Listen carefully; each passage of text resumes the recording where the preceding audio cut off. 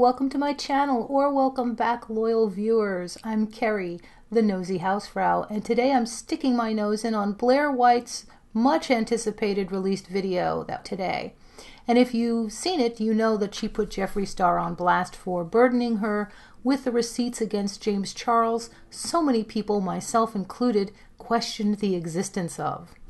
Well, the receipts are real. They are supposedly voice messages from someone claiming James Charles crossed a line, and you know I'm going to have to be as cryptic here as possible, but you're smart, you'll figure out my little code. That person remains anonymous, but it seems to me a lot of people know who that person is, and I don't think you have to be Columbo to figure it out, since the name was in a Jeffree DM that James Charles revealed in his video. Remember his rebuttal that he did last year that gained him back all of his subscribers and seemed to exonerate him? Well, that name has also been all over Twitter today, and at this point it's a very public, well-known secret, but I'm still not going to mention it here. Ugh, so many videos are about to come out. I will get to Jeffree's part, but first let's unpack Blaire's video. Blaire claims she had a FaceTime with Jeffree about a month ago, and that's what started this. She said they never really spoke before that, she didn't know him very well, but in that conversation, she told him that she felt if he had had receipts, he should have used them. Like myself, she was skeptical that he had anything at all. It seemed he would have used it if he did. He offered to show her those receipts, and she claims part of her now wishes she had not agreed, but that's when he made her privy to the voice message receipts he's been hanging on to and, let's face it, potentially holding over JC's head. Blaire has been alluding to the fact that she has information she's not comfortable having, so to those saying she's only putting this out there because of Shane, I don't think so. Even if you think she was filming when this broke, I know she's been hinting at some huge information she was sitting on before anything with Shane came out recently. So I do believe her timeline, and I don't think that this is just exclusively a deflection or a sleight of hand designed to say, don't look at Shane, look over here. Blaire also revealed a terrible DM Jeffree sent to one of his enemies when they were having a hard time. That person, was it Dolls Kills? I apologize, I may have just forgotten that as soon as I looked at it, but he wished ill on them, and I mean, it's just out of hand. And rather than go through every single point made about Jeffree, because I'm going to link the video below and I urge you to watch it if you have any interest in this at all, I want to discuss the big questions that Blaire's video raises for people. I've never seen a more divisive topic. And I feel like from what I've seen on social media, it's a somber time for all of us. We may all of us be going through what I call drama fatigue. And it's just even become more heavy on my channel than it was last time. And I really think the reason is that not only are people disappointed in past issues being brought to light, we're not just saying things that could cancel a person or joking about a cancellation. We are witnessing a potential cancellation, a real one. And I often say it's impossible to cancel a person, but in light of recent events, it seems we all know, for example, Shane Dawson has even been mainstream national news. Let's think about that for a moment. A few days ago, even with over 22 million subscribers, if you had walked out of your home in these United States and asked people who Shane Dawson was, you'd run into a lot of people who didn't know him. That's just a fact. It's hard to believe when you're a daily part of the YouTube community and you start to live in this bubble of who's who. But it's true. Because Shane has 22 million subscribers, many international, but America has over 300 million people. Well, we used to. And now if you walk out of your home and say, do you know Shane Dawson? They might look quizzically and you'd say, the guy who Jaden Smith tweeted about over, oh, with the sister and the poster. And yes, you're going to find more people who now know Shane Dawson. He has been front page news. Now, YouTube's beloved star is the poster boy for something terrible. We may be witnessing a real cancellation. And perhaps knowing that Shane had a sick sense of humor, but didn't really cross a line beyond that, and because we all used to love him, we just don't have the stomach to watch somebody destroyed. I'm going to go out of sequence a bit with Blaire's video since we're talking about Shane. It was at the end of her video where she spent a few minutes talking about him, and mentions that while she was filming the video, this info broke. Her hair's up, she's looking different, wearing something different, and she says she doesn't condone it, and she can't even really believe it. And I think that response was very natural. That's what I would expect. I myself said in my last video, I'm still in a state of shock. And I don't even know him, so I imagine it must be 100-fold for his friends who didn't know. Time will tell how that plays out. But of course, people will put pressure on Blair. That's a cancel culture threat. You better renounce this person or you're canceled too. I don't think anyone who would ditch a friend that fast would be demonstrating virtue. They would just be showing that they're thinking of their own career and survival and jumping off a sinking ship. It makes more sense that a person would need time to adjust. And if Blair chooses to forgive Shane and give him another chance, I'm not going to judge her on that either. There is a line that he didn't cross as far as we know, and Blair knows Shane in a way others don't. She may feel sorry for him when she sees his remorse. Blair is getting a lot of backlash already for her Jeffree Star video today. She is being accused of deflection. In other words, just making people talk about James Charles more. She's being accused of being Team Jeffree, which is really weird to me because she went off on him and made him look very bad. Did people listen to the whole thing? No one advocating for someone, even in an underhanded way, would be so damaging. But I think people who are mad at Blair are mad because they don't want the James Charles rumors to be true. That's not on Blair. She isn't saying she knows it for a fact. She's not calling for a pound of James's flesh. She's saying she heard the voicemail and she believes it. That's it. And she's telling the truth because that's what prompted her video. She didn't want to treat those DMs like tea. She didn't feel comfortable being part of a code of silence around something so terrible. She says she's no puppet. And that would support that, the fact that she made that video.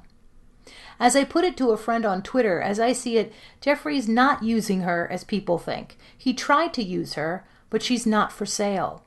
These things are to her credit, and once again we see someone getting bashed for suggesting something bad happened. This is why more people don't come forward. No one likes a complainer. And I don't want to give the impression that Blair has only received vitriol. She has had, of course, a lot of support, but it's a mixed bag out there. So we know Jeffree has had those DMs and has played them for people privately as a means to show who James Charles is. Now, Jeffree has had no comment so far. He and Taddy are on their World Radio Silence Tour. What seems odd to me, though, was that not too long ago, remember, Jeffree put out a very flattering tweet about James. So he's been carrying around all this evidence. He really flip-flops on his opinions about people. I mean, is he a flake or what? Why doesn't he just tweet out, "You're my favorite danger to society"? To me, what Jeffree really has to answer for is why he's handled these DMs the way he has. I don't mean he absolutely should have gone to the authorities. I'm not of the opinion that he should have. It wasn't a minor, and I think that was for the person it involves. Otherwise, you'd be wasting your time and everybody else's, and it would go nowhere. But there's no way Jeffree can say he's protecting someone's anonymity while showing and sharing this receipt with anyone who crosses his path. I can't believe this needs explaining, but here's how it works. Once you tell a single soul a secret, you have ceased to keep a secret. And when you tell people like Keemstar, well, why not rent a billboard? Get a banner plane and drive up the Pacific coast with your no longer a secret secret. See, we call it keeping a secret, not giving a secret. You don't keep a secret like a Birkin in your vault that you take out once in a while and show people. I don't know if anything happened with James Charles. I do know allegations should be taken seriously, and I get the feeling Blair heard something disturbing that she feels she has reason to believe. I'm certainly not on board with canceling James Charles over this, and that's through no fault of Blair's. The timing of this just sucks, and we can't go by third-party information. You realize James could lose his show over something that has not even been taken to the authorities, much less proven true. It could happen. Now, this is a landmine of avoiding Count de Monet, and it's probably futile.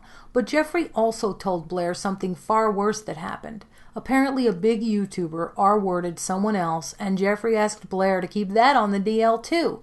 So, Blair really needed to unburden herself of the not-so-secret secrets and has washed her hands of Jeffree because she's not going to be told to keep these kinds of things a secret. She's not a dummy either. Her channel has had a lot of growth from her exposing horrible people.